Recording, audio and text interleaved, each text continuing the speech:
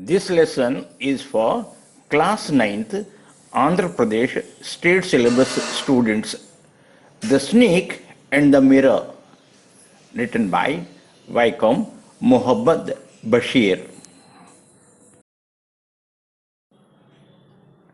Has a snake ever coiled itself round any part of your body? A full-blooded cobra.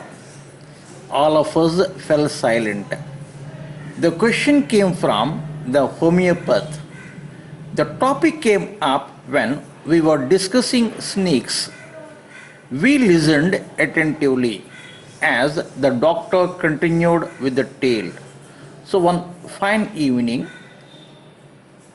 homeopath means a doctor who qualified in homeopathy sat along a group of his friends. So this doctor asked his friends whether they had any experience of a snake coiling on any part of their body, and that is a very poisonous snake, cobra, and that too very strong. When this question was asked, everybody very attentively, that means very carefully, started listening as the doctor continued with the tale. Now the doctor started his story. It was a hot summer night, about 10 o'clock.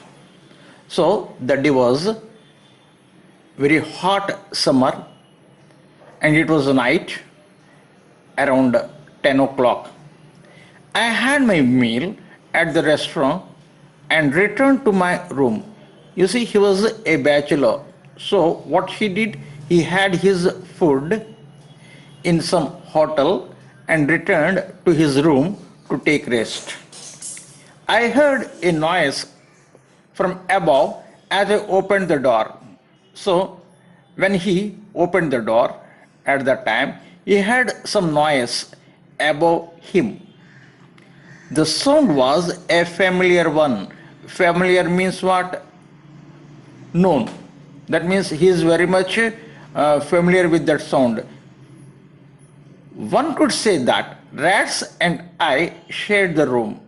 So everybody can say what this doctor lives with rats. That means the room in which he lives, that room gave space for rats also. I took out my box of matches and lighted the kerosene lamp on the table. So it was dark. So in order to have some light, what the doctor did, he lighted the matchbox in order to light the kerosene lamp, old-fashioned lamp, which was on the table.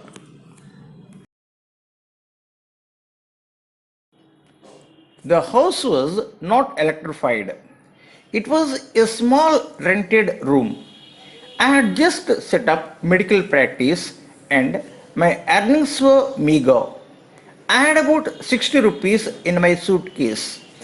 Along with some shirts and dhotis, I also possessed one solitary black coat which I was then wearing.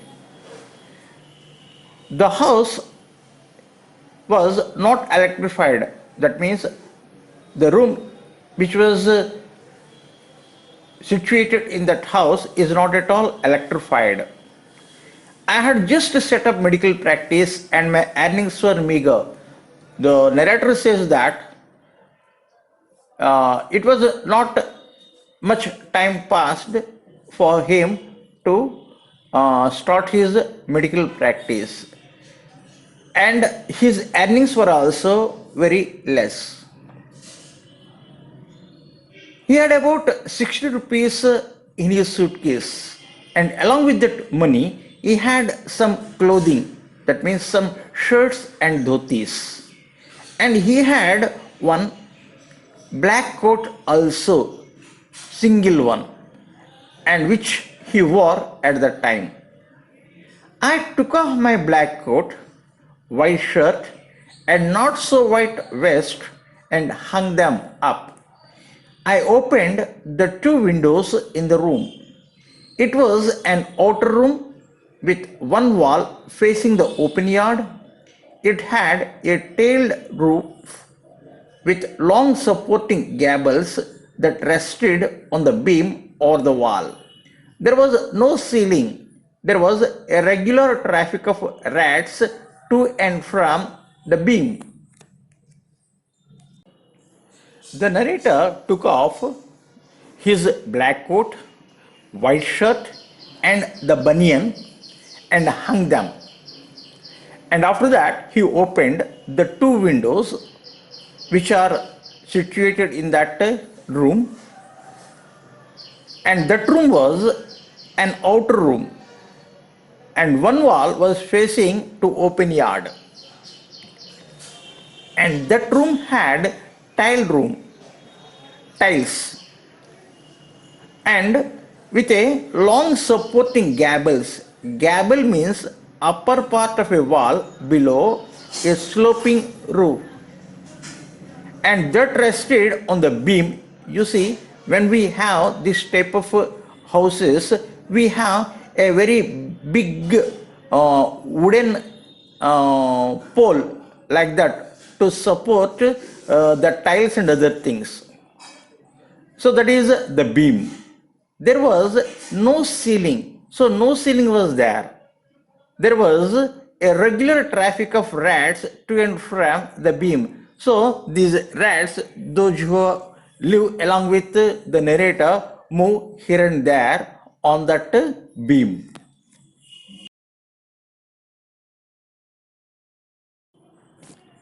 I made my bed and pulled it close to the wall. I lay down, but I could not sleep. I got up and went out to the veranda for a little air, but the wind god seemed to have taken time off. So the narrator made all the arrangements for a sleep, and he wanted to sleep, but he got up and went out to the veranda to have some air.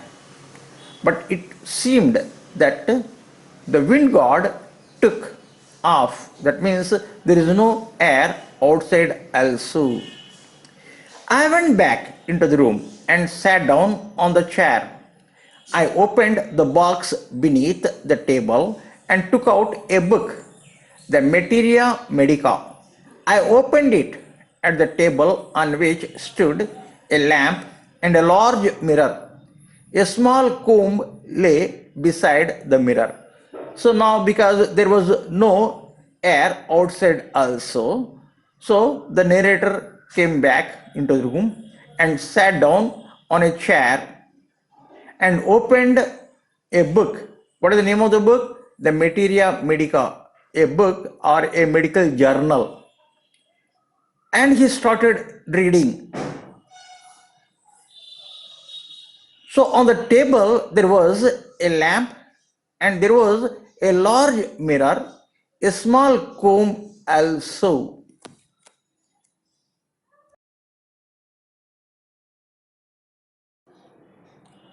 One feels tempted to look into a mirror when it is near. I took a look. In those days, I was a great admirer of beauty, and I believed in making myself look handsome. I was unmarried and was a doctor. I felt I had to make my presence felt. I picked up the comb and ran it through my hair and adjusted the parting so that it looked straight and neat. Again, I heard that sound from above. It is human tendency. Whenever you go very close to a mirror, you cannot stop yourself from looking yourself into the mirror. So, what the narrator did, narrator took a look into the mirror. And as he was young and a doctor and unmarried one, he started worshipping his beauty, admirer, follower. He followed to keep everything, to look himself handsome. He felt that wherever he would go, his presence should be felt. So immediately what he did, he took the comb and started adjusting his hair and looked himself straight into the mirror. At that time, again he heard that familiar sound from the above.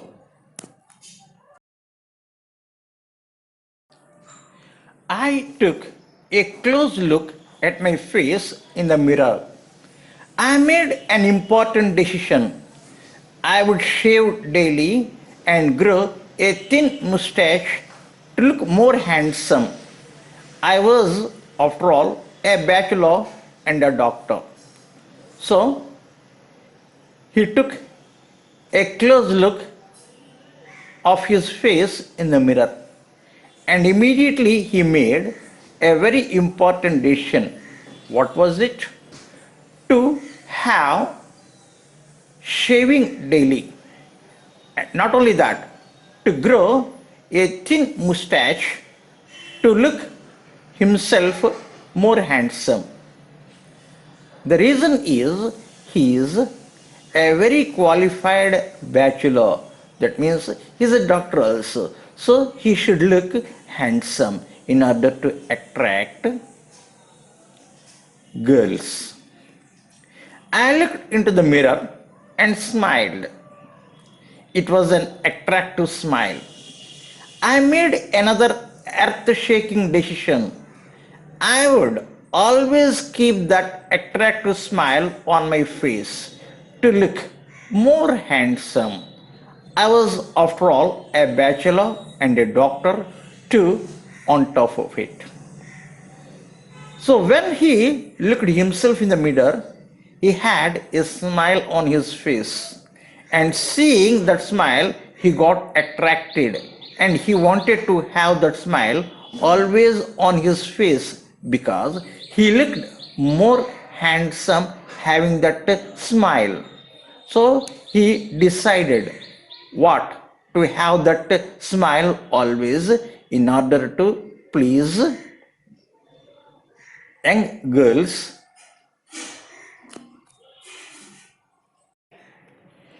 Again came that noise from above. So again he heard the same noise from the above. I got up, lit a beedi, and paced up and down the room. Then another lovely thought struck me. I would marry, I would get married to a woman doctor who had plenty of money and a good medical practice. She had to be fat for a valid reason. If I made some silly mistake and needed to run away, she should not be able to run after me and catch me. He got up from the chair and lit a beedi and paced up and down. Pacing up and down means what? Moving up and down in the room. Then another lovely thought came to him. What is that thought? It is he would marry. He would get married to a woman doctor who had plenty of money and a good medical practice. You see, this is a very natural human tendency to have some dreams about a life partner. See, he wanted to marry a woman doctor and she should have a very good medical practice. Not only that, she should be little bit fat. For this, he had a very valid reason. What is that? Suppose in case he would have did some silly mistake, then she could not catch him because she is fat enough. So he should run away from her. That was the reason for this. With such thoughts in my mind, I resumed my seat in the chair in front of the table. There were no more sounds from above. Suddenly, there came a dull thud as if a rubber tube had fallen to the ground. Surely nothing to worry about. Even so, I thought I would turn around and take a look. No sooner had I turned than a fat snake wriggled over the back of the chair and landed on my shoulder. The snake's landing on me and my turning were simultaneous. With such amusing thoughts, narrator again took his seat on the chair which is in front of the table. So there were no more sounds from above. Suddenly there came a dull thud as if a rubber tube had fallen to the ground. Surely nothing to worry about. Even then he thought he should turn around and take a look. As soon as he turned, immediately a fat snake wriggled over the back of the chair and landed on the narrator's shoulder. The snake is landing on the narrator and his turning were simultaneous. Wriggle means moved by twisting and turning. I didn't jump. I didn't tremble. I didn't cry out. There was no time to do any such a thing. The snake slithered along my shoulder and coiled around my left arm above the elbow. The hood was spread out and its head was hardly 3 or 4 inches from my face. The narrator didn't make any movement in his body. Even he didn't shake his body and cried out. The reason is very simple, because there is no time to do all these things. He has to think how to come out of this danger. In the meanwhile, what happened? The snake glided from the chair to his shoulder and coiled around his left arm above the elbow. The hood of the snake was spread out and its head was very close to the narrator's face. It was hardly 3 or 4 inches away from his face. It would not be correct to say merely that I sat there holding my breath. I was turned to stone, but my mind was very active. The door was opened into darkness.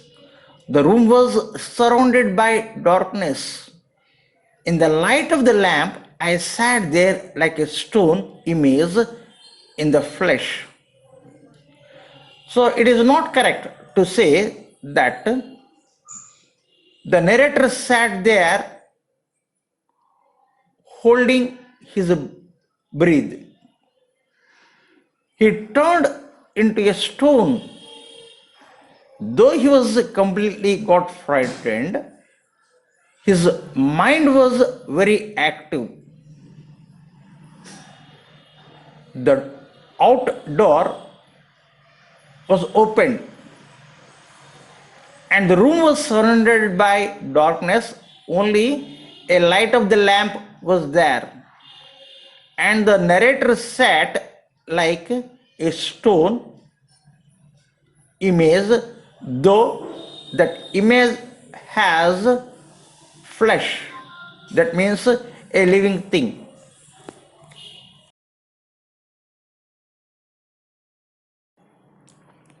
I felt then the great presence of the creator of this world and this universe.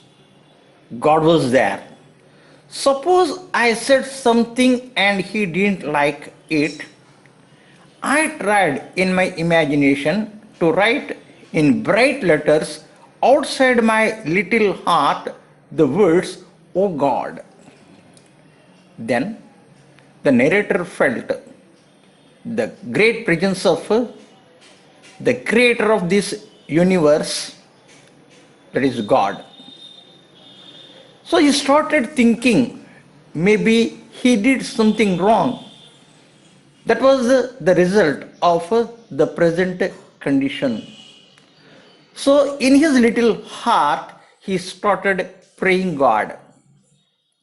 There was some pain in my left arm. It was as if a thick laden rod, no, a rod made of molten fire was slowly but powerfully crushing my arm. The arm was beginning to be drained of all strength. What could I do? So now the snake rested on the narrator's left arm. He should not make any movement in his left arm. If he does, then the attention of the snake would be diverted and it may do any harm to the narrator. So he didn't want to have any movement on his left arm. So now slowly his left arm started aching. So because of this, what happened? He felt as if the arm began to lose all its strength. Now the narrator thought what he could do for in such a situation. At my slightest movement, the snake would strike me. Death lurked 4 inches away. Suppose it struck. What was the medicine I had to take? There were no medicines in the room. I was but a poor, foolish, and stupid doctor. I forgot my danger and smiled feebly at myself. The narrator knew very well if he would make a slight movement in his body, the snake would strike him. Death is waiting very close to him, just 4 inches away from him. Still, his mind is very active. Now he started to think how to come from that danger. Suppose the snake would strike, then what medicine is to be taken? He knew very well he doesn't have that medicine in his room. He is not ready for such a situation. So he had an unconvincing smile on his face. It seemed as if God appreciated that. The snake turned its head. It looked into the mirror and saw its reflection. I do not claim that it was the first snake that had ever looked into a mirror, but it was certain that the snake was looking into the mirror. Was it admiring its own beauty? Was it trying to make an important decision about growing a mustache or using eyeshadow, a mascara, or wearing a vermilion spot on its forehead? Maybe God appreciated the narrator's behavior. That means facing the danger with a smile and to realizing himself, realizing the situation, everything. The snake slowly turned its head and saw the mirror, and it saw its reflection in that mirror. Here, the narrator very humorously stated that he is not going to claim that it was the first snake to look itself in a mirror, but it is very sure that the snake enjoyed looking its reflection in that mirror. Maybe it is admiring its own beauty. Maybe the snake trying to make some important decision about growing a mustache or having eyeshadow or having a facial or to have a red spot on its forehead. That means he was having some fun of having such a thought. Humorously, he said all these things. I did not know anything for certain. What sex was the snake? Was it male or female? I will never know, for the snake unwound itself from my arm and slowly slithered into my lap. The narrator was very much sure that he didn't know what was going to happen to him. And one more thing also he didn't know. What is that? About the sex of the snake, whether it was male or female. And he very well said that he is not going to know that. What is the reason? The reason is the snake slowly unwound itself from his arm and slowly slithered into his lap. From there, it crept onto the table and moved towards the mirror. Perhaps it wanted to enjoy its reflection at closer quarters. So from there, slowly it crawled onto the table and moved towards the mirror to have a very close look of his face in the mirror in order to enjoy its reflection into a very, very, very close region. I was no mere image cut in granite. I was suddenly a man of flesh and blood. Still holding my breath, I got up from the chair. I quietly went out through the door into the veranda. From there, I leapt into the yard and ran for all I was worth. So now, when that snake left from the narrator's lap and went very close to the mirror, immediately the narrator got senses. And immediately what he did, though he got his senses, he held his breath in order not to attract the attention of the snake. And slowly he got up from the chair and quietly he went out through the door into the veranda, and from there he ran with as energy as he has.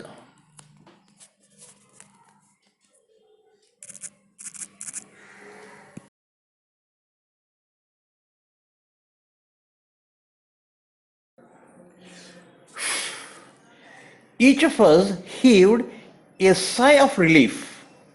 All of us lit biddies. Somebody asked, Doctor, is your wife very fat? Now, everybody made a very big sigh of relief. That means everybody got relieved. The reason is now the narrator is out of danger. So everybody lit a bidi and wanted to have some relief.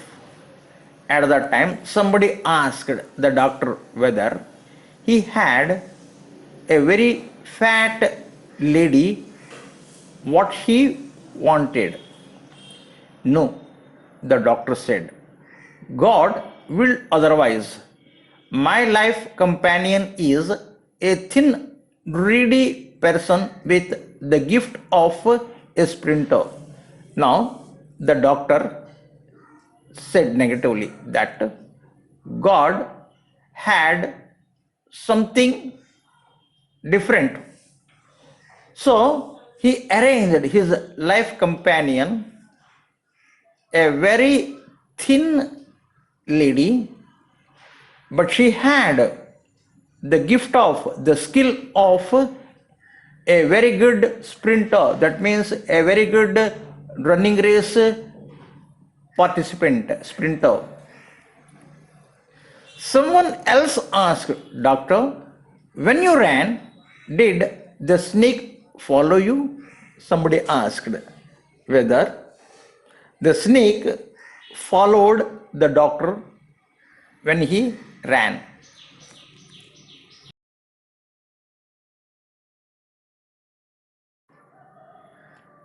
The doctor replied, I ran and ran till I reached a friend's house. Immediately I smeared oil all over myself and took a bath. I changed into fresh clothes. The next morning at about 8:30, I took my friend and one or two others to my room to move my things from there. But we found we had little to carry. Some thief had removed most of my things. The room had been cleaned out, but not really. The thief had left behind one thing as a final insult. The doctor replied that he didn't bother to see whether the snake was following him or not. He ran and ran till he reached a friend's house. Immediately, what he did, he applied oil and had a complete oil bath. Then he changed himself into fresh clothes. The next morning at 8:30, he, along with one or two friends, went to his room to vacate that room and to shift into a safer one.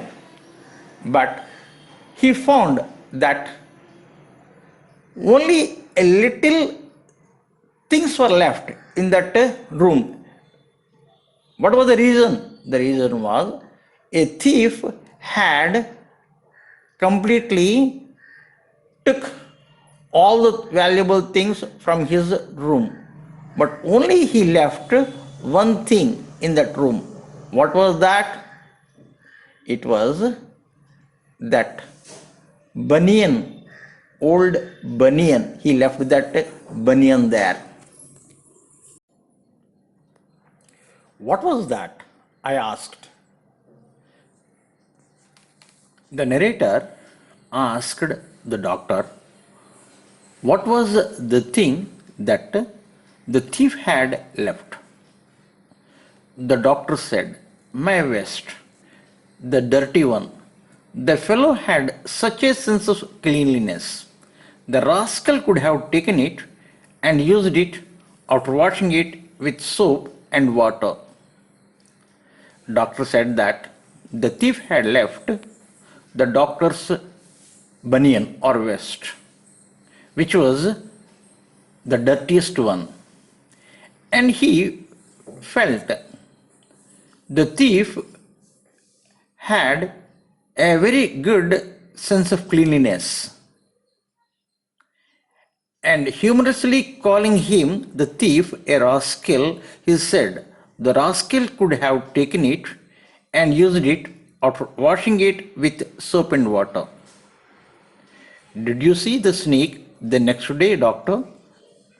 Somebody asked the doctor whether he had seen the snake the other day. The doctor laughed.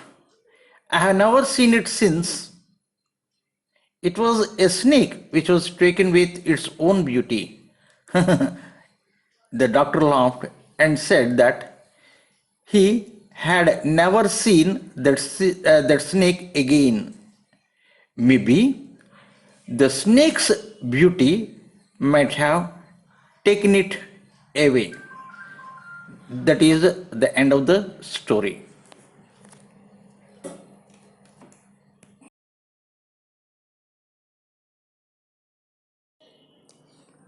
Thank you for watching the video.